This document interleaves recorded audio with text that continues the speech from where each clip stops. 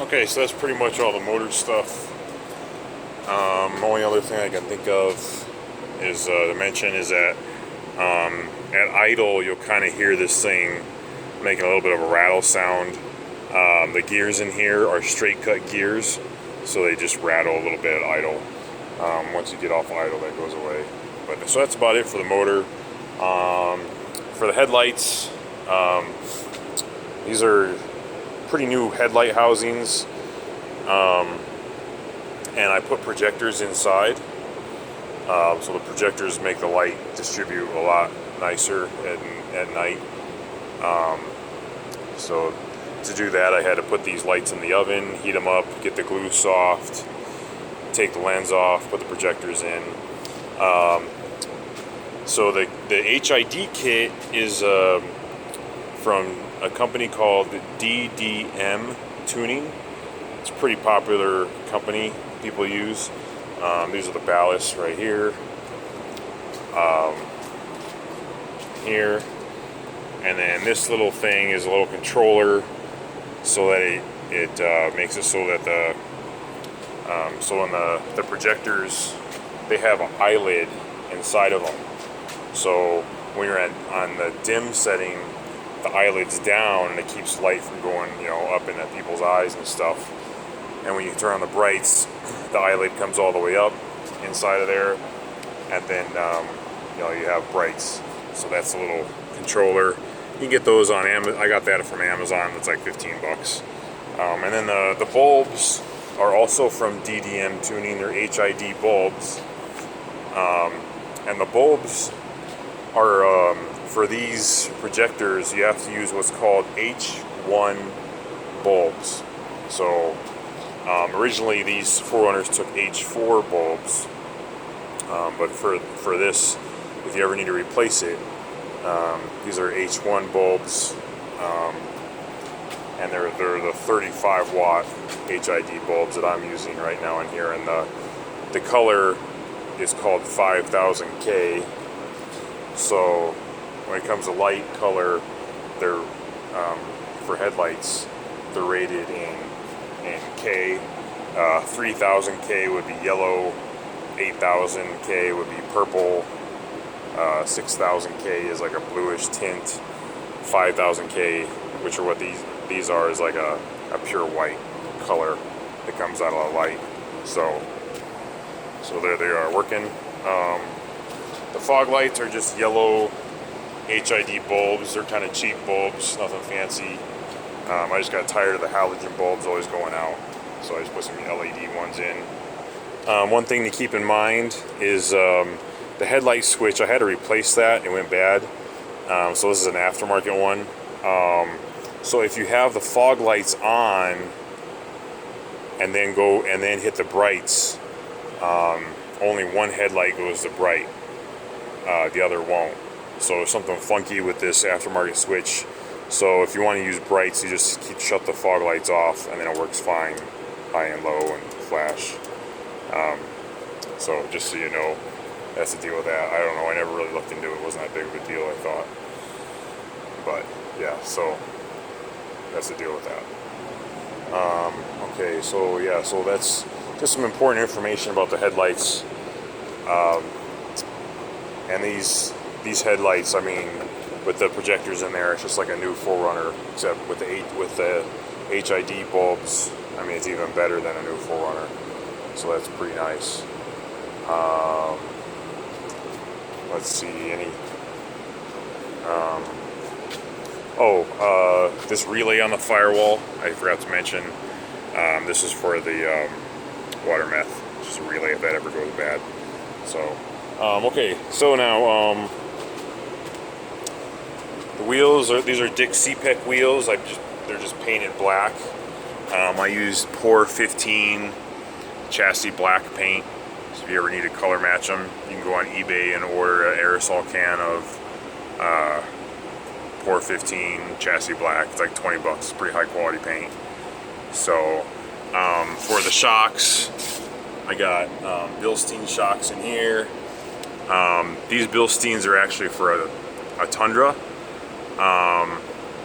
That was kind of at the time when I put these in, they didn't have Bilstein's adjustable height Bilsteins for 4Runners yet. It rides a little stiff on the front because I don't have an off-road bumper. Now they make Bilsteins just for this 4Runner, and these Bilsteins are adjustable, so you can adjust the height.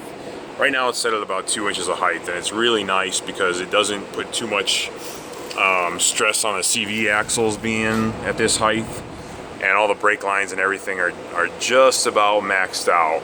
So if you go any higher, you got to do a bunch more work to go any taller. For the brakes, I've upgraded the front brakes. So these front brakes on these 4Runners are known to warp the rotors. So what I did is I upgraded to Tundra rotors and calipers and pads from a 2001 Tundra.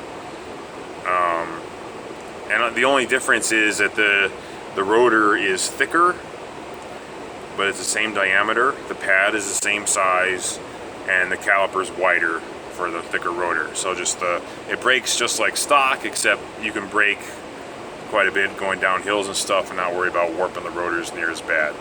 So just remember that. That's a real popular mod on the forums. These are $199 Tundra brakes, so that's a really nice upgrade. I was going through warping rotors like crazy before on the mountains around here. So yeah, so there's that. The windows on the front, I had them tinted the same darkness as the factory tint on the back windows. I took the paint off for this roof rack and painted it, and it's starting to come off again. It just needs to be, you know, roughed up and repainted. It's pretty easy. There's a bunch of screws. These end caps pull off, and there's screws in there if you ever want to repaint that. I got a backup camera right here. It goes to the headlight. It's a pain in the butt to run the wire through this hatch right here. I've been having a little bit of trouble with the connection from the wire that goes from here to the connection that goes to the backup camera. So if you ever have any trouble with that, it's kind of tough because the rear window goes up and down. So you got to keep it out of the way of the window going up and down. So that's, if you ever have any trouble, it's pretty easy just to pull the back panel off inside. There's a bunch of 10mm bolts and you can gain access to the wiring and mess with it.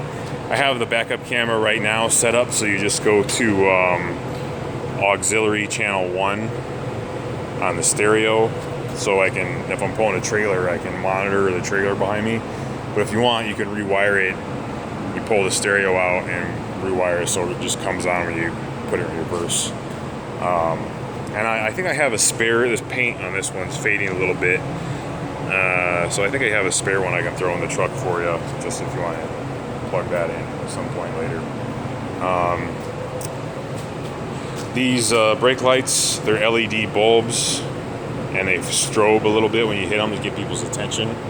I did not put an LED in here just because it messes up the ABS if there's not enough power being drawn from the brake lights. So if you replace that with an LED, then it's going to cause the ABS light to come on and ABS will shut off. So I just left it like that. With the 2-inch lift, you get a lot more up travel. It's really great for big speed bumps and stuff. You can hit the dips on the road pretty hard and it soaks it up. However, it is tougher on the sway bar end links. And I've blown a couple of them out just from all the stress. So if you ever hear a big pop and a bang, usually the nut, when they go, the nut breaks off and hits the fender and then rolls away. That's probably what that is, and you'll notice it doesn't corner as nice. Right now it corners really well with these tires. And then the rear the rear shocks are just Toyota shocks. And the rear, to get the lift, I just installed spacers back there on the stock coils. So I'm really not, I think going to a different shock setup would improve the ride a little bit better. Because I don't know, I'm just not super, I think there's some different, if you ever want to upgrade the shocks to some softer riding ones that that would really even increase the ride. But it corners great, and it's just a little rough. I think there might be some better riding shocks. The frame, and I touched up best I could with some Poor 15 chassis paint a couple years ago, just because the corrosives they put on the road out here, it's held up pretty well. So you know, the frame and the chassis is pretty clean, and the locking differential works fine.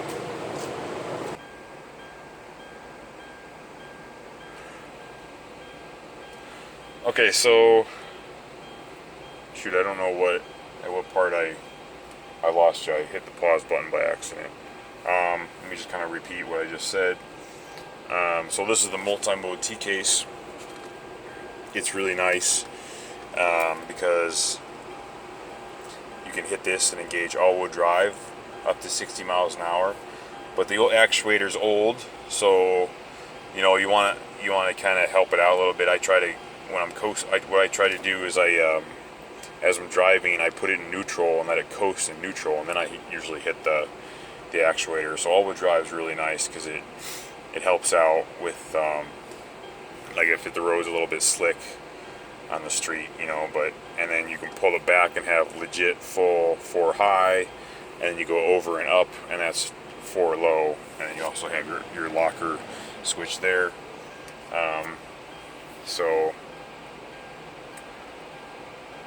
And then hopefully I got all the stereo functions working with you. It's got a hotspot you can use and all that, or you can use your phone as a hotspot, and then you have internet on there. And then I got factory mats in here. They're on the back too. They're just underneath the weather mat I have. Let's see. Oh, the seat cover. I've recovered this driver's seat. It's held up pretty well. This is synthetic leather, but it looks like real leather. It's actually supposed to be stronger than real leather. But all the power seat function works fine and everything. So there's that. For the swap for going from a limited to a SR5 Sport, I had to replace all the flares. So I took another 4runner that was a legit SR5 Sport. This is a legit limited. I took all the flares from the black SR5 Sport. I took the entire doors off and replaced them, the hatch, the bumpers, the hood. And then the only thing I had that caught me by surprise is the Limited has cladding. It had gold cladding along the doors. And it also, what I didn't notice is it had cladding down here on the bottom of the rocker. And it was attached with clips, so there's all these square holes in the rocker. So what I did is I just bought regular black vinyl, automotive, exterior vinyl wrap off of eBay for only like 20 or 30 bucks. And I just cut it to length and just wrapped the rocker. I removed the running board and I just wrapped it. The other option I thought of was actually spraying black bed liner on here. I could have done, because I've done that quite a few times myself. The kit's like $100 to spray with Raptor bed liner. But the black wrap, it matches the paint almost perfect. And after a couple years, you'll start to see it tearing. I just replaced this side. On the passenger side, it's coming up a little bit. So I'll probably replace that for you. Just so that looks better. It's kind of coming up. But yeah, this last couple years typically. But like I said, the other option is, just take this stuff pulls off the wrap if you want. And then just use, the other option was use aluminum tape and fill the holes with aluminum tape and then just spray it with black bed liner, and it'd actually be more durable that way, and I won't have to ever worry about it. But that's the only thing with that. So other than that, Let's see.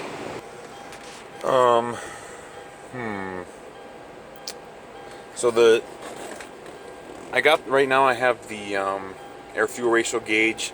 It's just like a pressure fit. I just wrap tape around the back and pressure fit it in there, just because it's nice to kind of move it out, take it out a little bit if you ever have to remove the radio bezel. You can do that. So that's just how that's held in there. I also put an additional LED in here for at night. Kind of gives the interior a little bit of a glow, which is nice. The climate control, what's kind of cool is in the wintertime you start up the truck and hit auto, and as the engine warms up it increases.